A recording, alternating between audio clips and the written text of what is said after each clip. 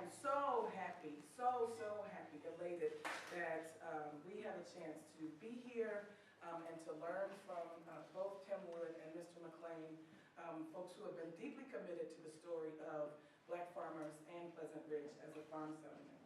And so this is the part where what we learn in the classroom, we come out and actually get a chance to see the place.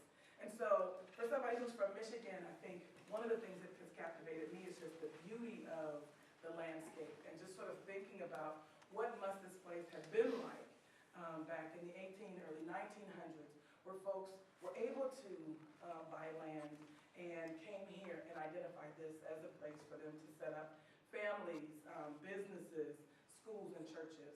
And so I am elated. It was wonderful when Burl Lowry, who was our former associate dean, when I introduced myself and told him I was studying Black farmers, he said, "You must go to Pleasant Ridge." So as a dean, he completely cleared off his calendar and brought me out here to meet Mr. Wood.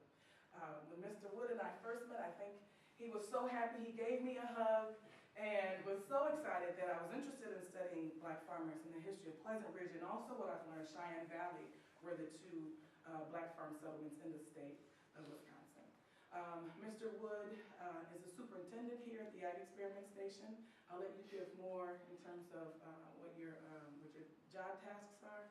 But when he knew what I was doing, he gave me a box of documents and said, "Here, please carry this story forward."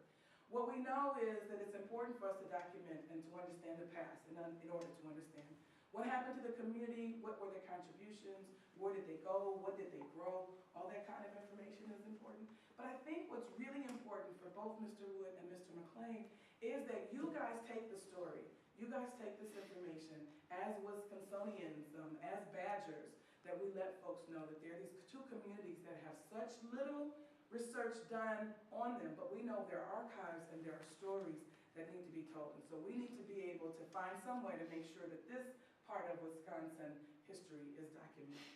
And so I love introducing Mr. Wood, who has been so helpful and super excited to meet you all.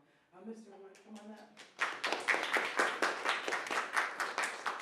Well, it's really a pleasure to have you all visiting today, and it was a real pleasure to meet Monica and see her enthusiasm too for this part of the state. So you're on, actually this place is out, sort of seems to be out in the middle of nowhere. It's actually part of UW-Madison. We're one of 12 ag research stations that are scattered around the state, and this happens to be one that's in southwestern Wisconsin. And as Monica mentioned, it's sort of a unique landscape, this unglaciated region that gives us these beautiful bluffs and valleys and hillsides and so forth. So we're the only university ag research stations that's located on this topography. This kind of topography is, some of you may have driven around a little bit, like Galena, Illinois, is in the driftless region. Red Wing, Minnesota, in southeastern Minnesota, same thing. And then you cross the river into northeast Iowa, also part of the driftless region. But this university station is the only research station that a land-grant university has in this region. So it makes it special for that too, as far as for the farmers in the area.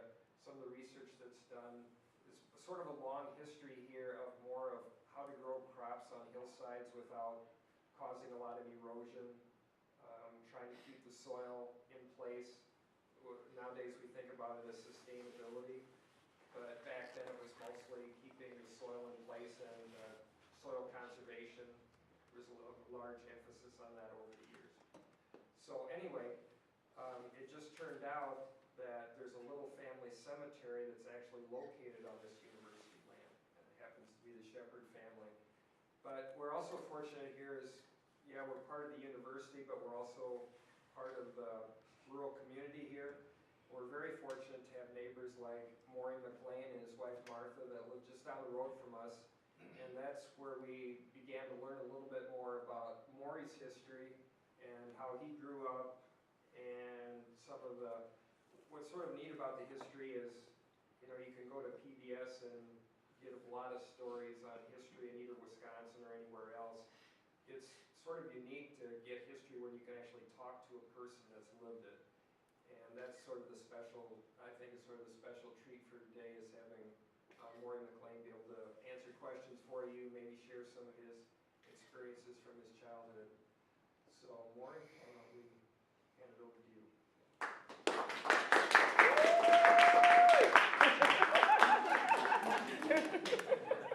Wow. Yeah. Thank you, Tim, for the introduction, and I'm so glad to meet you, Monty, too. Well, this meeting's been in making about 2-3 months. I've had it on my calendar for quite a while. And Tim, well, I just born right down the road here at the next farm. I'm still sleeping in the same bedroom I was born in. Wow. So I've been here a while, and the University of Wisconsin came out here in 1962. I started farming on my own in 1959, so I sure was glad. I thought I was really going to get the inside scoop. The university came out here, but then William Paulson was first superintendent here, and I soon learned, I used to razz Bill Paulson. I soon discovered he's farmer just like I was. He didn't always do it right. But then Jim became my next door neighbor 22 years ago, Tim.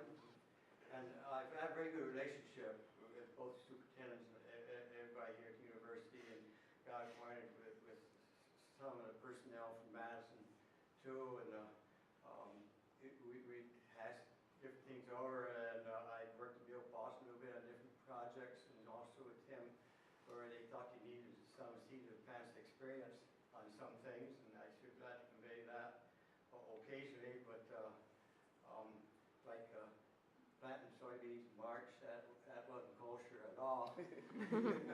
But I try anything once.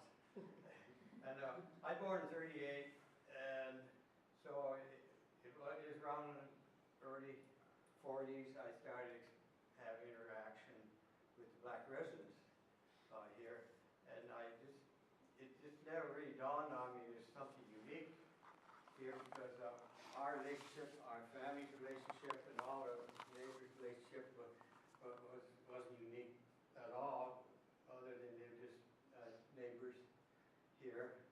And our neighbors always used to get together and work together, and work and then socialize together and celebrate together, and grieve at losses of loved ones and funerals and everything.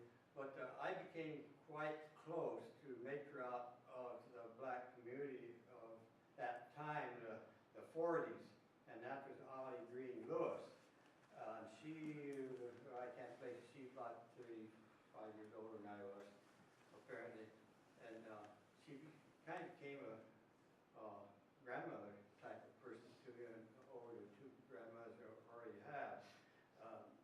Her and her husband never had any children of their own, so they did have a foster son, but she more or less adopted me as her grandson. I had a lot of wonderful experiences with her, and one thing I experienced with, I discovered that Tuesday is bread day at your house, and I would walk across the hall in less than 10 minutes to get there, so I quite often show up on Tuesdays at her house. And I still remember the hot donuts coming out of grease and It couldn't be better. And I remember I was quite young, until I was 5 years old.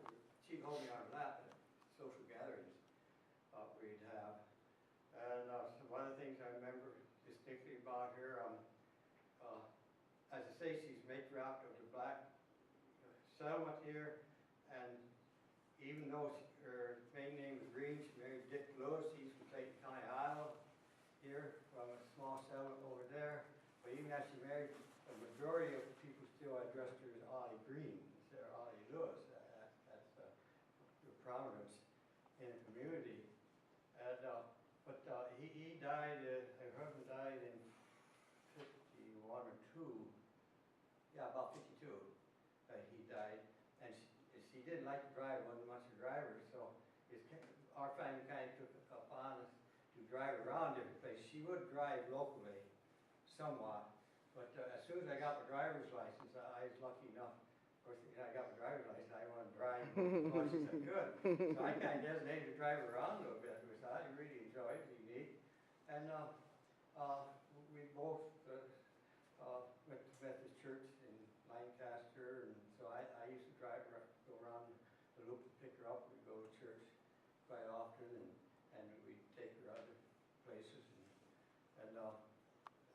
really enjoyed that, and I suppose we turned heads sometimes away from the community, but I never ever picked up on. But one very neat thing, her brother, Lester Green, he's a valet for the president of the Burlington Railroad, and he traveled extensively. Wherever the president went, he went with him, so he had a lifetime pass on the Burlington route. And he lived in Chicago, and quite often he'd come up to visit his sister from Chicago. And he never owned a car, apparently, because he just hopped on the railroad and ready to go. And so I'd get to go pick him up at the East Dubuque train station down there. And we just get on the road a ways, heading north out of Dubuque here, and he used to like to tip a few once in a while. And we, about just a few miles north of Dubuque, is a little bar, a local bar out in country called Sandy Hook. He said, let's stop and get a nip. And so I do remember, some heads turned there where mature man come in, boy, what's this about? And that's this way. He's my buddy. And she died in February of '59 at the age of 70. And my wife and I met at Platteville College. We never got together, both had gone to school down there. I was supposed to be a mine engineer, she's supposed to be a kindergarten teacher. She went 5 semesters, I went 4 semesters in mining school. My father was quite old when I was born, and all of a sudden, he wanted to get out of farming. At the time I was in college, and my brother's supposed to be designated to be the farmer, take over the farm. Well, my brother came home service, said, Dad, no, I'm not farming. So all of a sudden, my dad turned to me and my fiance, were engaged at that time. He said, do you want to farm? I said, no, I think I want to be a mine engineer. Well, my fiance grew up in the farm. She said, no, I want to be a farmer.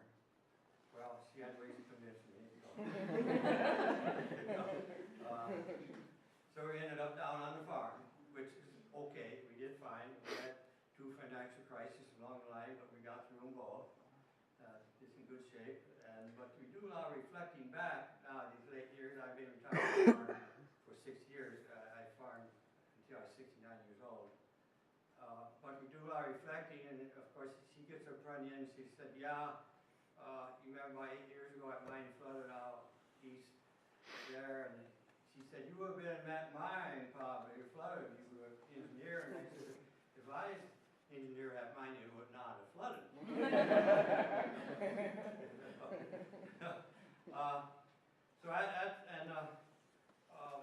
She's on a deathbed there in the winter of '59, so I took her on myself. I'd never met my fiance, and she'd been so important in my life, so in January of '59, I took her over to meet her, and she's upstairs in deathbed. Her brother had taken a sabbatical from railroad and came home to take care of her at the end, and so he said, you go on up, I'm sure she would like to see you. So we went up, and she took one look, she said, oh, what a beautiful couple. And wow, just about did me in. And she died on February 22nd, then we were married March 14th. And so she never saw us married, I wish she could. And I remember when I was young, about a dozen black residents in Pleasant Ridge and Lancaster up there too.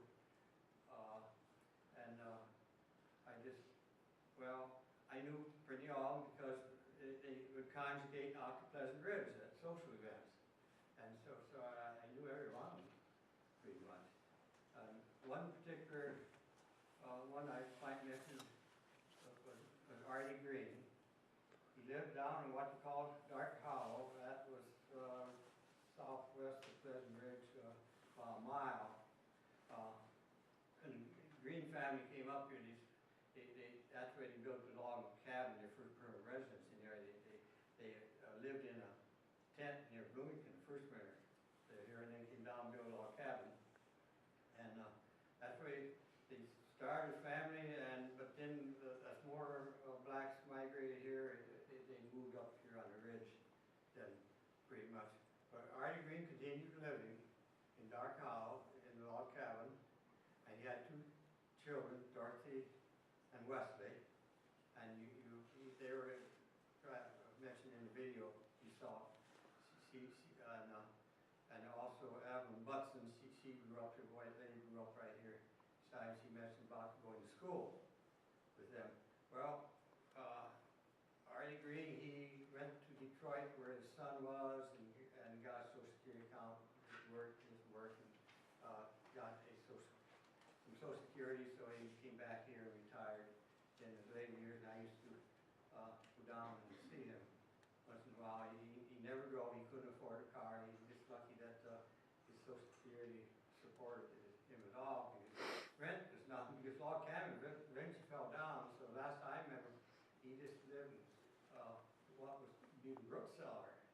The log cabin is very about a fourth the size of this room, and it's surrounded by dirt, except the front was open there, and you didn't have electricity, and if I go there in the evening, we sit around there with a lantern, and he knew my whole family too, pretty much.